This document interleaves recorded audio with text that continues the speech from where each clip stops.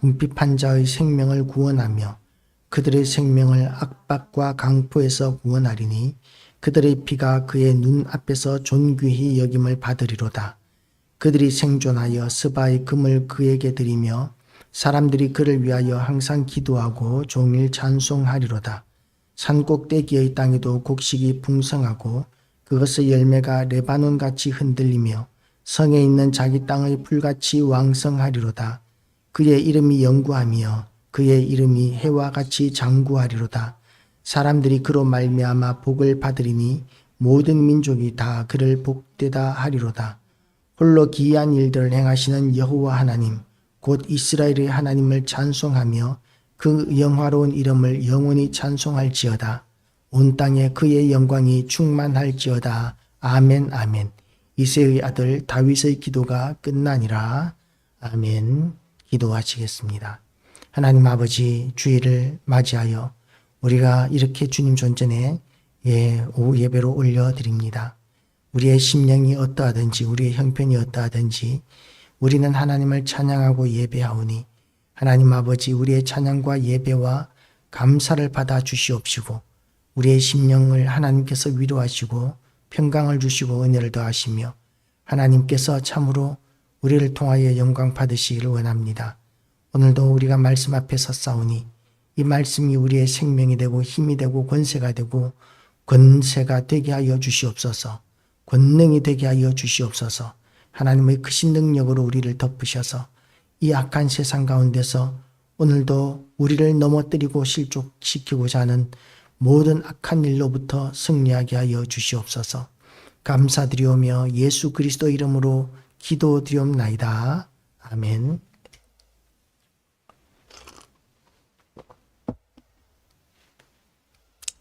오늘도 하나님의 은혜가 우리에게 가득하시기를 주님의 이름으로 축복합니다. 우리 하나님께서 연약한 자들, 가난한 자들을 도우시는 그런 고백을 하고 있습니다. 가난하기 때문에 하나님을 의지하고 연약하기 때문에 하나님을 의지하는 이런 시인의 모습이 오늘 본문에 나타나고 있습니다. 일반적으로 나라가 세워지게 되면 그러면 왕은 귀족들을 중심으로 개국 공신들을 중심으로 모든 권력과 이권들을 나누어 주게 되고 가난한 자들에게 대하여는 가난은 나라님도 해결 못한다 라는 그런 이야기들을 하면서 가난에 대해서는 그야말로 책임 회피하는 이런 것들이 일반적인 우리나라 역사에도 나타나는 이야기고 그리고 일반적인 세계 역사에도 나타납니다. 이런 문제를 해결하기 위해서 수많은 그런 정치 제도들이 나타났었습니다. 수많은 왕조들이 가난한 백성들을 도탄에 빠진 백성들을 구원하고자 그렇게 나라를 일으키기도 하고 다른 나라들을 넘어뜨리기도 했었습니다. 그리고 또한 수많은 주의가 나타났었습니다. 나치즘이라든지 공산주의라든지 이런 것들이 나타났었습니다. 그래서 실질적으로 그들이 권세를 잡은 나라들이 어떠했느냐 하면 소수의 귀족들이 모든 권력과 이권을 독점하고 그 하층민들은 여전히 이 도탄에 빠져 있고 가난하고 굶주리는 그런 것들이 인간이 만든 지상천국의 현실이었습니다. 공산주의가 나타났을 때 우리가 익히 알고 있지만 중국 같은 경우에는 1억 명 정도가 희생되었다고 그러고 그리고 러시아가 공산화되어서 소비에트가 되었을 때 3천만 명 정도가 숙청당하고 굶어 죽었다고 합니다. 그리고 또한 크메르루주가 공산화되었을 때 인구의 3분의 1이 학살당했었고 그리고 또한 베트남이 공산화되었을 때에 또한 엄청난 사람들이 정신개조 수용소에서 죽음을 맞이해야만 했었습니다. 그리고 수많은 사람들이 베트남에서 살 수 없는 수많은 사람들이 보트피플로 그렇게 바다로 몰려나가 그 숫자도 알 수 없는 수많은 사람들이 수장되어 죽었었습니다. 새로운 주의, 새로운 국가 이런 것들이 생겨날 때마다 인간들이 제일 먼저 한 것은 그 이전에 권력 잡았던 자들에 대한 대대적인 학살이었고 수많은 희생들이 있었고 그리고 나서 세워진 나라들은 그렇게 나라를 세운 이들이 모든 권력과 부를 독점하는 그런 나라들이었다는 점에서 인간이 만든 세상은 소망이 없다는 것을 우리는 역사를 통해서 끊임없이 그렇게 경험하고 발견해 왔었습니다. 그런데 우리 하나님 여호와 하나님은 어떤 하나님이냐면 그는 궁핍한 자가 부르짖을 때에 건지며 도움이 없는 가난한 자도 건지며 그는 가난한 자와 궁핍한 자를 불쌍히 여기며 궁핍한 자의 생명을 구원하며 그렇게 이야기하면서 하나님은 약한 자들의 하나님, 정말 도움이 필요한 자들의 하나님이 되어 주신다는 것을 성경은 이야기하고 있습니다. 우리는 이 땅에서 지상천국을 만들고자 노력하는 수많은 데모를 보고 혁명들을 지금도 보고 있습니다. 그래서 못 살겠다 바꿔보자 이승만 시대에도 그런 이야기들이 있었고 그리고 또한 지금도 탄핵 집회들이 그렇게 많이 일어나고 있는데 그런데 그렇게 탄핵 집회를 하고 그렇게 새롭게 자기들이 정권을 잡아야 된다고 권력을 다시 국민에게 돌려주어야 한다고 하는 사람들이 결국은 자기들이 권력을 잡고 자기가 대통령 되어야 한다는 그런 것 말고는 사실은 아무런 의미가 없는 것이죠. 수많은 사람들이 거기에 동조하지만 그들의 삶은 정권이 바뀌어도 바뀌지 않을 것입니다. 오히려 그 삶이 더 피폐해지고 더 어려워질 수 있습니다. 그 공신이 많아질수록 그들에게 더 많은 떡을 나누어 주어야 하기 때문입니다. 그런데 우리 하나님은 무한한 소유주이십니다. 그래서 하나님의 백성 모두를 하나님께서는 얼마든지 건지시고 부유하게 하실 수 있는 하나님이십니다. 우리는 어떤 것에 소망을 가지고 있습니까? 하나님께 소망을 가지게 되시기를 축복합니다. 세상에 소망을 두어서는 안 됩니다. 세상이 어렵고 힘들수록 그리스도인들은 하나님 말고는 소망이 없다는 생각을 해야 합니다. 하나님께서는 이 땅에서 어렵고 힘든 상황, 나라가 어렵고 힘들기 때문에 나의 생업이 어렵고 힘들기 때문에 이렇게 폭동을 일으키거나 반란을 일으켜서 나라를 뒤집으라고 하지 않으셨습니다. 하나님께서는 기도하라고 하셨습니다. 하나님께서는 그렇게 우리의 연약함을 그대로 인정하시고 그리고 그 연약함 가운데 할 수 있는 가장 강한 능력으로 기도를 우리에게 주셨습니다. 그리고 그 기도를 통해서 하나님께서는 그 연약하고 가난한 자들을 먹이시고 그리고 또한 때로는 역사의 큰 줄기들을 기도를 통해서 바꾸기도 하셨습니다. 하늘의 비가 내리기도 하시고 멈추기도 하시는 일들을 성도들의 기도를 통해서 이루기도 하시고 하나님께서는 큰 권능을 성도들에게 주셔서 그 권능으로 말미암아 수많은 기적들, 놀라운 기적들이 일어나기도 하셨습니다. 그래서 우리는 하나님을 의지하는 것이 이 땅에서 어려움을 겪을 때마다 우리가 선택할 수 있는 가장 지혜로운 선택이라는 것을 오늘 본문은 우리에게 가르쳐 주고 있습니다. 하나님은 어떤 하나님이십니까? 그들이 생존하여 스바의 금을 그에게 드리며 사람들이 그를 위하여 항상 기도하고 종일 찬송하리로다. 우리 하나님은 모든 예물을 받을 자격이 있으시고 모든 찬송과 기도를 받으시기에 합당하십니다. 그리고 하나님의 권세는 어떠냐 하면 산 꼭대기의 땅에도 곡식이 풍성하고 그것의 열매가 레바논같이 흔들리며 성에 있는 자기 땅의 풀같이 왕성하리로다. 하나님께서는 농사를 지을 수 없는 산 꼭대기 땅에서도 풍성한 곡식이 얼마든지 나게 하실 수 있는 하나님이십니다. 제가 초등학교 때 그런 이야기를 들었었습니다. 인구 증가는 기하급수적으로 늘어나고 식량의 생산은 산술급수적으로 늘어나기 때문에 인구가 늘어날수록 그렇게 사람들이 굶주리게 될 것이다. 시간이 지나갈수록 인구는 폭발하고 그리고 식량은 점점 줄어들게 되면서 인간들은 더욱더 굶주리게 될 것이다. 그런 이야기를 초등학교 때부터 들었습니다.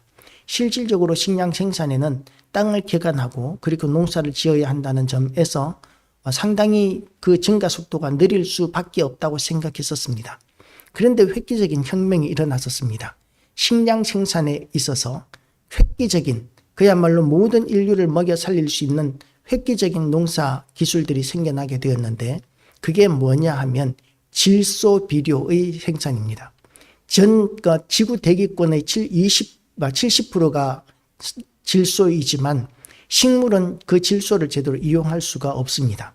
그 질소를 이용할 수 있는 화합물로 만들어야 하는데 그 질소를 화합물로 만드는 방법이 예전에는 퇴비였었죠. 퇴비라든지 거름이라든지 이런 것을 통해서 식물들에게 질소를 공급할 수 있었는데 그것만으로는 농사 짓는데 턱없이 부족했었습니다.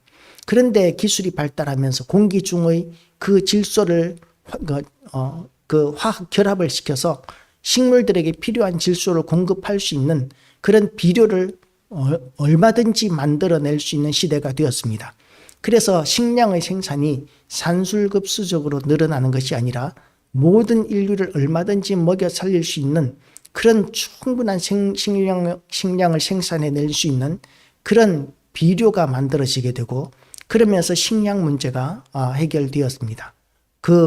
제가 초등학교 때에 비해서 초등학교 때 교과서에서 전 세계 인구가 26억 명이라고 이렇게 본 적이 있었는데 그런데 지금은 80억인지 100억인지 모르겠습니다. 그 많은 인구들을 지금 우리는 농사를 지어서 그렇게 다 먹여 살릴 수 있는데 그것은 하나님께서 하시는 일입니다. 하나님께서는 100억이 아니라 200억의 인구를 할지라도 얼마든지 먹이십니다. 인간이 그런 과학기술을 통해서 그런 문제들을 해결하는 것도 결국 하나님께서 주신 지혜고 그리고 인간들이 그런 지혜가 없다 할지라도 하나님께서는 하나님의 권능으로 얼마든지 먹이십니다. 하늘에서 번개가 칠 때마다 수많은 식물들이 사용할 수 있는 질소 비료가 만들어진다고 합니다. 그렇게 천둥벼락이 치는 것을 통해서도 식물들을 먹이시고 기르시는 하나님, 그리고 하나님의 백성들을 얼마든지 양육하실 수 있는, 먹이실 수 있는 하나님이시기 때문에 우리는 하나님께 소망을 둘 수 있습니다. 그런데 사람은 어떻습니까? 사람에게는 능력이 없습니다. 언젠가 우리가 세월호 사건 때도 보면 대통령이 어떻게 해서 잘못해서 그 세월호 아이들을 다 죽였다라고 하지만 그래서 제가 다른 목사님에게 그러면 대통령이 어떻게 했어야 되느냐, 자기가 당신이 대통령이면 어떻게 했겠느냐라고 이렇게 질문을 했더니 그분이 하시는 말씀이 뭐냐면 먼저 전문가들을 청와대로 불러 모아서 어떻게 아이들을 구조할지 회의를 하겠다라고 이렇게 이야기를 하더라고요. 아이들은 지금 당장 물에 빠져서 죽어가고 있는데 그 전문가들, 당장 현장에서 아이들을 구조해야 할 전문가들을 청와대에 불러서 회의하고 있으면 아이들이 물속에서 기다려 준답니까? 그렇게 하지 않았다고, 회의를 하지 않았다고 대통령 책임이라고 그렇게 생각하는 그 머릿속에는 도대체 무슨 생각이 있는지를 잘 모르겠더라고요, 저는.